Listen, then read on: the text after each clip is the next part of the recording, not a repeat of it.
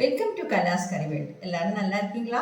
இன்றைக்கி நான் வந்து அருமையான ஒரு ரெசிபியுமா வந்திருக்கேன். அது என்னென்னா பயத்தம்பருப்பு வச்சு இட்லி பண்ண போகிறோம். வெயிட் லாஸுக்கு நல்லது, அது மாதிரி ஹெல்த்துக்கு ரொம்ப நல்லது பயத்தம்பருப்புங்கிறது. நாம் அரிசி எதுவுமே சேர்க்கலை.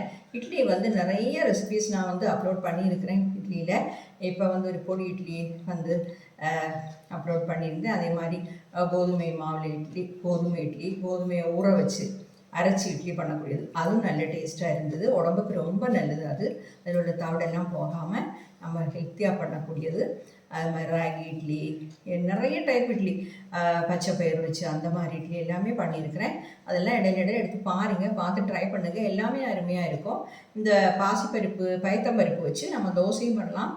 இப்போ வந்து அந்த மாதிரி ஒரு வீடியோ நான் பண்ணியிருக்கிறேன். ரொம்ப டேஸ்ட்டாக இருந்தது அந்த பயத்தம்பருப்பு தோசையும்.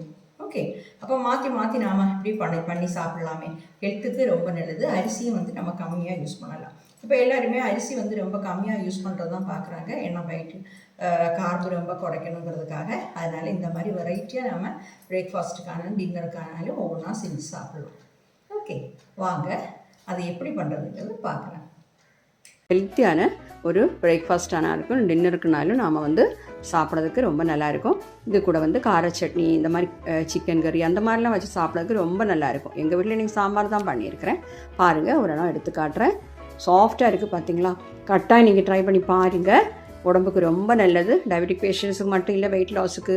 அதே மாதிரி எப்போவுமே நம்ம அரிசி சாப்பிட்றத விட இந்த மாதிரி கொஞ்சம் வித்தியாசமாக சாப்பிட்லாம். பார்க்கலாம் வாங்க. அப்போ இன்றைக்கி நாம் பயத்தம்பருப்பு இட்லி பண்ண போகிறோம். நல்ல ஹெல்த்தியான இட்லி, வெயிட் லாஸுக்கு எல்லாமே நல்லது. அதுக்கு வந்து இந்த கப்புக்கு 1 கப்பு பயத்தம்பருப்பு இதில் போட்டிருக்கிறேன். இனி வந்து அதே அளவுக்கு நாம் வந்து உளுத்தம்பருப்பு எடுத்துக்கணும். நீங்கள் ஏது பாத்திரத்துக்கு எடுத்தாலும் அதே மெஷர்மெண்ட்டுக்கு எடுத்துக்கோங்க. இது வந்து மெஷர்மெண்ட் கப்பு பார்த்தா 1/2 கப்பு தான் இது. உங்களுக்கு எது பவுலுக்கோ ஒரு டம்ளருக்கோ இல்லை வேறு மெஷர்மெண்ட் கப்புக்கோ எதுக்கு வேணாலும் உங்களுக்கு எடுத்துக்கலாம். எல்லாம் ரெண்டும் சமமாக இருக்கணும், அவ்வளோதான். இதில் வந்து ஒரு 1/2 டீஸ்பூன் வெந்தயம் சேர்க்குறேன். சேர்த்துட்டு நல்லா வாஷ் பண்ணிட்டு வந்துடலாம். வந்து நான் நல்லா வாஷ் பண்ணிவிட்டேன். அதில் உள்ள அழுக்கெல்லாம் போகிறதுக்கு ஒரு 4-5 வாட்டி வாஷ் பண்ணி வச்சுருக்கிறேன். இதை வந்து மூடி வச்சு ஒரு 3 மணி நேரம், குறைஞ்சி ஒரு 3 மணி நேரம் ஊற விடுங்க. அதுக்கப்புறம் நாம் அரைச்சி எடுத்துடலாம். அப்போ நாம் அதை ஊற வச்சு 3 மணி நேரம் ஆயிடுச்சு. பாருங்கள், நல்ல ஊறி இருக்குது. இதை நான் வந்து இப்போ கிரைண்டரில் போட்டு தான் அரைக்க போகிறேன். மிக்சிலே அரைச்சிக்கலாம். ஆனால் கிரைண்டரில் அரைச்சா எனக்கு கொஞ்சம் நல்லாயிருக்கும். பாருங்கள், நான் ஆட்டலுக்கு போட்டிருக்கிறேன். நல்லா அரையட்டும். பாருங்க, நம்ம மாவு வந்து அரைஞ்சிடுச்சு. கொஞ்சமாக கையில் எடுத்து பார்க்கலாம். பார்த்தீங்களா? நல்லா அரைஞ்சிடுச்சு. போதும். நான் இப்போ கிரைண்டர் ஆஃப் பண்ணுறேன். பாருங்கள், நம்ம அரைச்சி எடுத்துட்டோம். இவ்வளோ கெட்டியாக இருக்குது மாவு. கொஞ்சம் கெட்டியாகவே இருக்கட்டும், ஏன்னா நம்ம வந்து இட்லி தான் பண்ண போகிறோம்.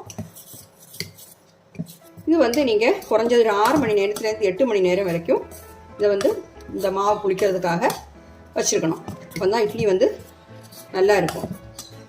ஓகே, இப்போ நல்லா மிக்ஸ் பண்ணிவிட்டு நாம் வந்து மூடி வச்சிடலாம். மூடி வச்சுட்டு ஒரு 8 மணி நேரம் ஆகும்போது நம்ம வந்து அதை எடுத்து இட்லி பண்ணிட வேண்டியதுதான். ஓகே, மூடி வைக்கிறேன், இருக்கட்டும். அப்போ நம்ம நேற்று அரைச்சி வச்ச இந்த பயத்தம்பருப்பு உளுந்தம்பருப்பு சேர்த்து அரைச்சி வச்ச மாவு பார்த்தீங்களா? இந்த மாதிரி இருக்குது. ஒரு 8 மணி நேரம் நான் வந்து புளிக்க வச்சுருந்தேன். பொங்கி இருக்குது. இதில் வந்து நம்ம தேவைக்கு இட்லி நம்ம பண்ணுவோமே, அதுக்கு தக்கபடி தண்ணி வேணால் கொஞ்சமாக சேர்த்துக்கலாம். இட்லி பண்ணுறதுனால நிறைய தண்ணி சேர்க்க வேண்டிய தேவையில்லை. கொஞ்சமாக உப்பு சேர்த்துக்கலாம். பாருங்க, ஒரு 1/2 டீஸ்பூன் சேர்க்குறேன்.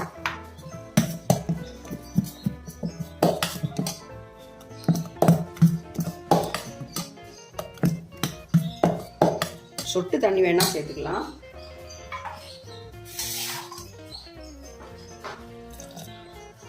ஒரு 2 டேபிள் ஸ்பூன் சேர்த்துருப்பேன். நீங்கள் வந்து உங்கள் பார்த்து சேர்த்துக்கோங்க. இதில் வந்து பச்சை மிளகாய், இஞ்சி எல்லாம் அரைச்சி சேர்ப்பாங்க. உங்களுக்கு விருப்பம் இருந்தால் அப்படி சேர்த்துக்கலாம். பச்சை மிளகாவும் இஞ்சியும் அரைச்சி இதில் சேர்க்கலாம். இல்லைன்னா நீங்கள் வந்து இந்த பருப்பு கிரைண்டரில் அரைக்க போடும்போதே, கிரைண்டர்லையோ மிக்சிலையோ அரைக்க போடும்போதே அதில் ஒரு சின்ன பீஸ் இஞ்சியும் ஒரு பச்சை மிளகாவும் சேர்த்து போட்டுக்கலாம். அப்படியே சேர்த்துக்கலாம். நான் வந்து அது எல்லாமே ஒன்றுமே சேர்க்கலை. நான் வந்து இன்றைக்கி தனியாக இது மட்டும் அரைச்சி தான் நம்ம இட்லி பண்ண போகிறோம். அது மட்டும் இல்லாமல் இதில் வந்து தாளித்து கடலைப்பருப்பு, உளுந்தம்பருப்பு, கடுகு, எண்ணெய் விட்டு அந்த எல்லாம் போட்டு தாளித்து இதில் கொட்டி பண்ணுவாங்க. அது வந்து கொஞ்சம் எண்ணெய் சேரும். இது வந்து ரொம்ப ஹெல்த்தியாக இருக்கும். ஹெல்த்தியான ஒரு ரெசிபி தான் நம்ம இன்னைக்கு பண்ணுறதுனால நான் அதெல்லாம் சேர்க்கலை.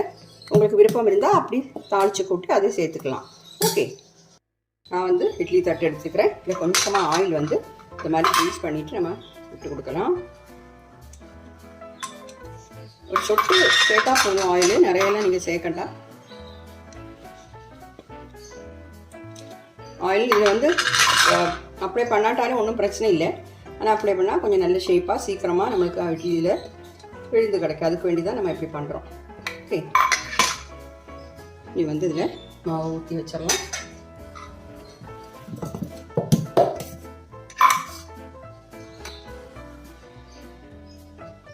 ஒரு 3/4 வாசி ஊற்றிக்கோங்க.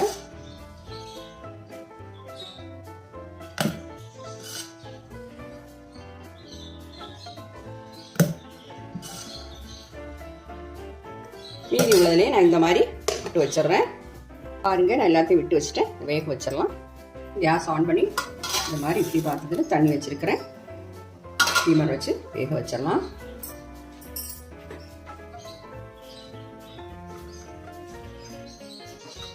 ஒரு 10 நிமிஷம் மீடியம் ஃப்ளேமில் வச்சு வேக வச்சுக்கோங்க. மூடி வச்சிடலாம். இருக்கட்டும். இப்போ 10 நிமிஷம் ஆயிடுச்சு. நம்ம திறந்து பார்க்கலாம்.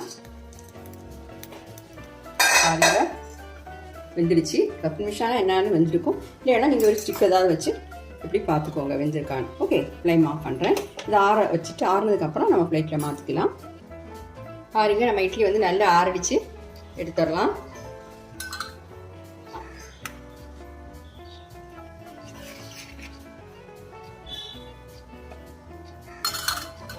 எல்லாத்தையுமே இந்த மாதிரி எடுத்துட வேண்டியதுதான்.